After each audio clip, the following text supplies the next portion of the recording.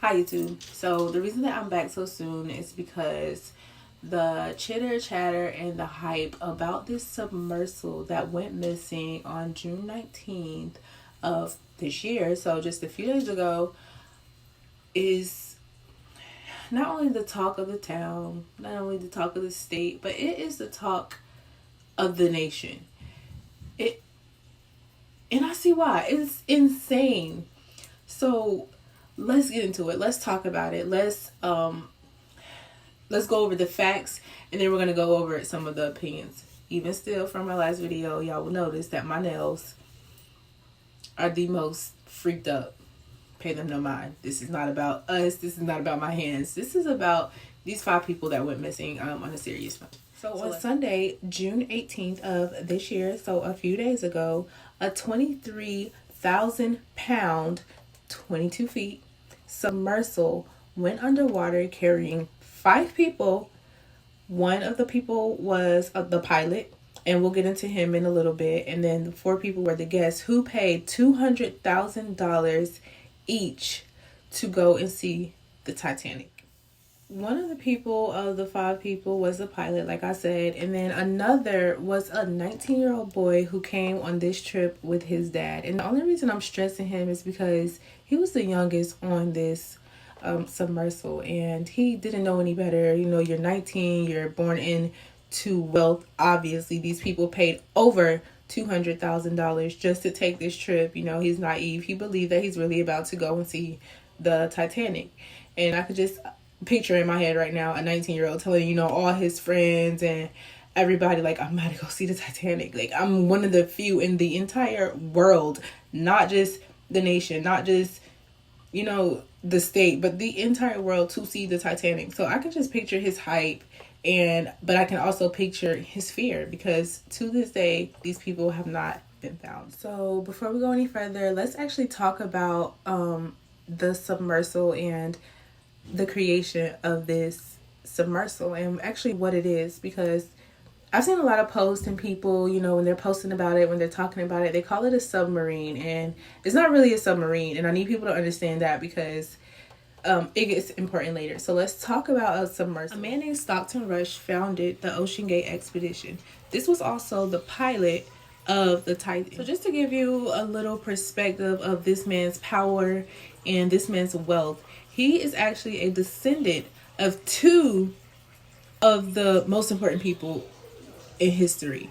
He is a descendant of 2 of the signers of the Declaration of Independence. We're not going to get into what the Declaration of Independence is. If you don't know what the Declaration of Independence is, this video should probably be the last of your worries. So the 2 signers were named Benjamin Rush and Richard Stockton. Hence the name Stockton Rush. So his family was literally, they're obviously very proud of their wealth and who their family is, because they named him literally Stockton Rush. So in 1984, Stockton Rush graduated from Princeton, which is a prestige school. It's one of the top 3 most influential colleges in the whole world. Not just the nation, not just the city, not just the state, but in the whole world.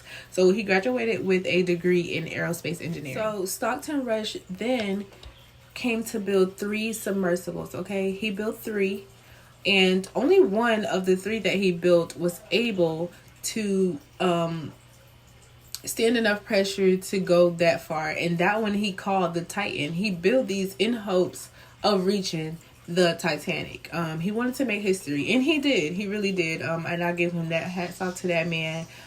So he called it the Titan, and that was able to reach 13,123 feet below Earth's surface. Now, as we know, the Titan itself literally sits 12,240 feet below Earth's surface. So he was able to go a little bit further than where the Titanic rests. Let me give you a perspective on what the Titan looks like on the inside. So the Titan is only 9 feet wide, and it's only 8 feet tall. So think about the tallest person you know. More than likely, they're over 6 feet tall. So this is only 2 feet taller than that person. 8 feet tall, 9 feet wide. There are 5 people in here We got the pilot who's at the front. That's Stockton Rush. He's at the front and he's driving this vehicle. And then you have 4 passengers. They're sitting on the subfloor, okay? Now, let's not forget to mention that they only have enough air to last for 96 hours, okay? So, from Earth's surface to where the Titanic rests, it would take them 2 hours to get down there and then 2 hours to get back up. So what they do in between, however many hours they take to view the Titanic or whatever, that's also taking enough. It's submersible. It's only driving at 3 miles per hour, and that explains why it took 2 hours to get down to the Titanic and 2 hours to get back. Okay, so air was of the essence, and time was a virtue. So the captain even suggested that these people take a nap during the ride there and during the ride back. And the reason that he suggested this is because if someone was to have a panic attack, they would be breathing like consuming most of the air. But whereas if someone is taking a nap, they're breathing steadily there.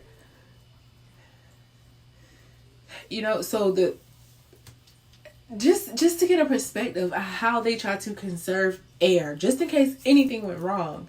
Because when you breathe in, you're breathing in oxygen, but when you breathe out, after building this machine and testing it and getting it approved by whoever it is, they had to get it approved by, I'm pretty sure NASA might have been one of them. Don't ask me why I'm mentioning NASA in something that got to do with the ocean. Just do your own research, form your own opinions, and then judge me. So OceanGate began recruiting people. They began recruiting citizen explorers in 2019 to go to the Titanic.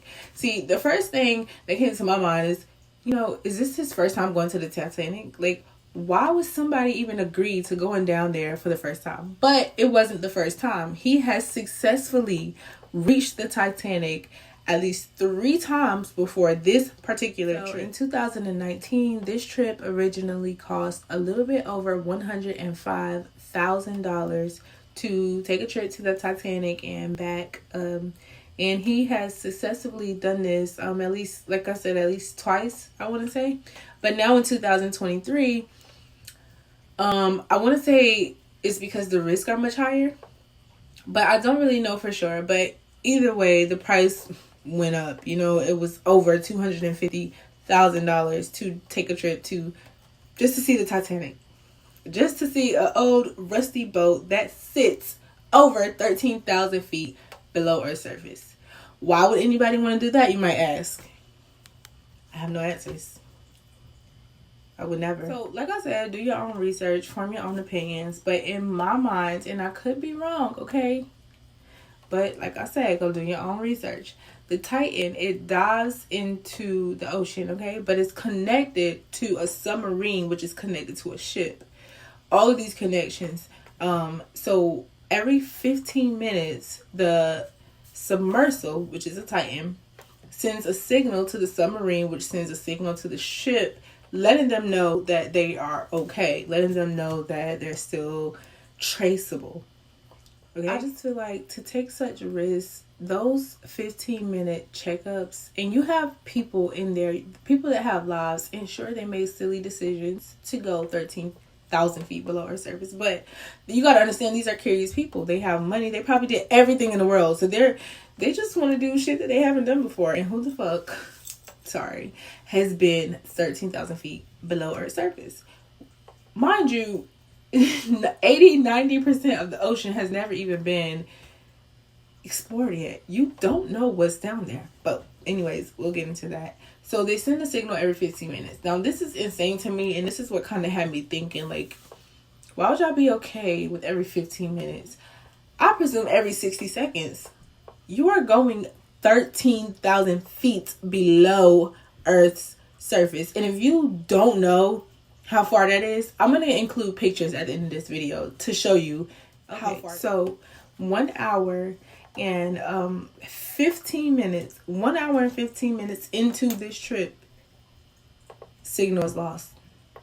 Signal is lost. They have no clue where this submersible is. It cannot, the GPS is not picking up to the submarine. So it's also not picking up to the ship that's above it. Okay?